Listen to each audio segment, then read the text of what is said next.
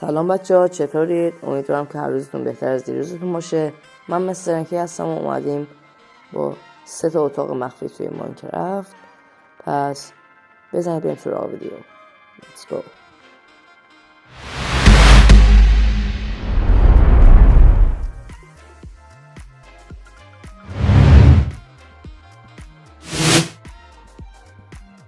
خب دوستان، این اتاق مخفی برای مثلا خونه هایی میخوره که سکنج کوه باشن یا خونه هایی که زیر زمینن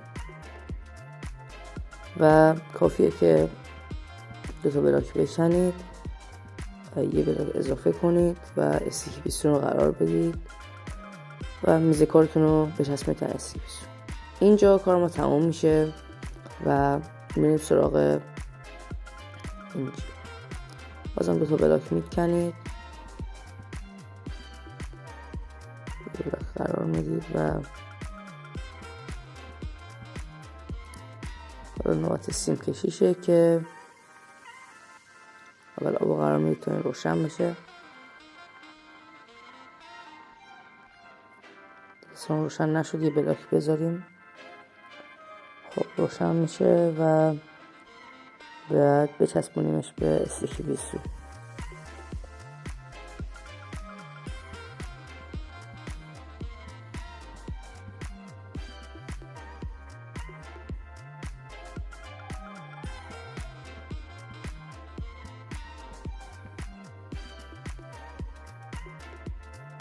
خب دوستان، حالا که چسبوندیمش دیدید که استیکی پیستون روشن شد و اینجا ببندیم.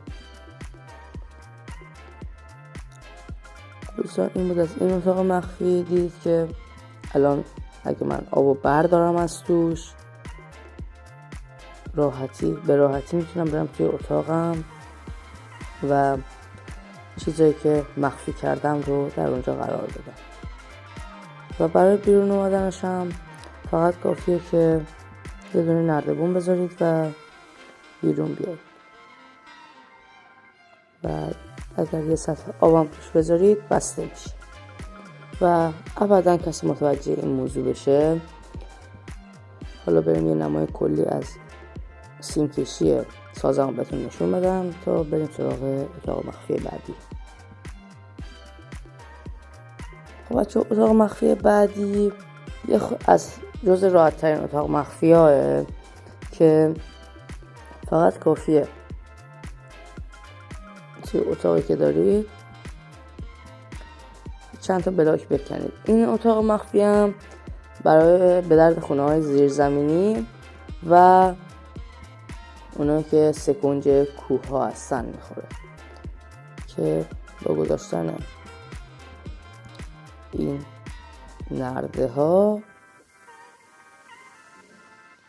و گذاشتن عکس روی اونها میتونید به راحتی یه اتاق مخفی درست کنید که اگه بخواید یه خورده طبیعیش کنید کار داره و خب الان یه خورده طبیعی تر شد.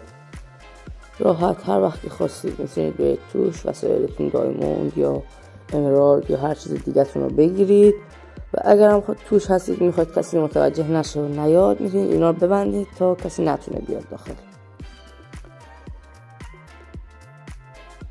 خب دوستان، بریم سراغ اتاق بعدیمون.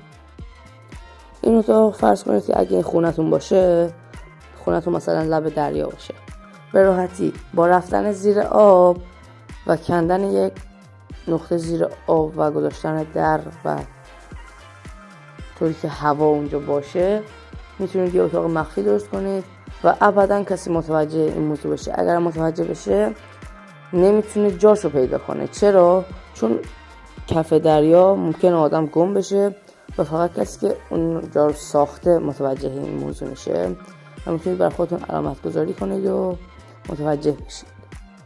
دلیل اینکه در آبی برداشتم برای اینه که یه خورده جلوه سازی کنه، طبیعی سازی کنه تا متوجه نشن بقیه. دوستان، به راحتی میتونید هم یه اتاق باشه برای خودتون، هم یه در مخفی که وسایلتون توش قایم کنید.